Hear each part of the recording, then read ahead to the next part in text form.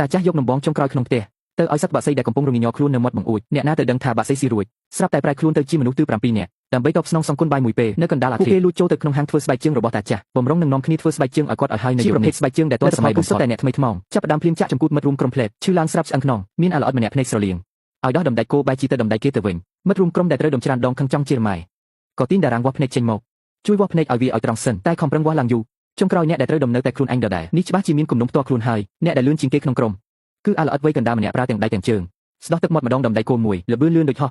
លឿនគឺលឿនហើយតែគុណភាពវិញមិនសមតម្លៃ2រៀលផងនៅមានខាងឥណ្ឌាទៀតអាល្អិត3នាក់ផ្លុំពេជំនាញរបស់ខ្លួនខ្សែស្បែកជើងរំតាមចង្វាក់ដូចពស់ចូលរូបចង់រួចមិនភ្លេចចង់ជាម៉ូដមេអំបៅទៀតរៀបចំបានស្អាតណាស់ពេលនេះជូនផ្កា3តុងជូនពរឲ្យថ្ងៃក្រោយសម្រេចបំណងមានបានអាល្អិតម្នាក់ទៀតកាន់តែខ្លាំងឲ្យគេជួយពុតធ្នូរួចបាញ់ចេញទៅខ្សែស្បែកជើងរត់កាត់តាមខ្យល់ដោតចុះដោតឡើងមើលទៅលួចខ្លាំងណាស់យកចិត្តគ្នាបំផុតគឺបងប្អូន2នាក់នេះម្នាក់កាន់ម្នាក់ដំតែគោលអស់ក៏មិនអីដែរចាប់អាល្អិតនៅពីក្រោយមកដំបន្តអាអ្នកត្រូវដំក្តៅក្រហាយក្នុងចិត្តក៏លូកដៃទៅដំអាអ្នកកាន់នោះបញ្ចូលទៅក្នុងដែរសងទៅសងមកឲ្យស្មើគ្នាអាល្អិតខាងស្ដាំដែលកាន់ដប់មើលទៅដូចទំនេរតាមពិតមិនស្រួលទេ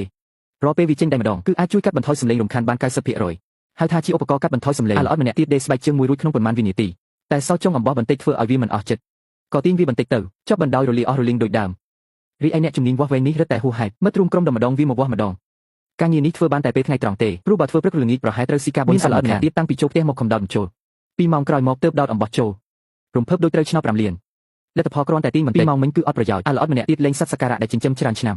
ដោយពាក្យថាចិញ្ចឹមតប្រព័ន្ធថ្ងៃប្រើតែមួយពេលសត្វសក្ការៈក៏មិនឲ្យខកបំណងប៉ុន្មានវិនាទីក៏ខំចេញជាស្បែកជើងធំមួយគូសំឡេងអ៊ូអពេកធ្វើឲ្យប្តីប្រពន្ធតាចាស់ភ្ញាក់ពីដេកអាល្អិតដែលចាំយាមប្រញាប់ធ្វើសញ្ញាផងស្រែកផង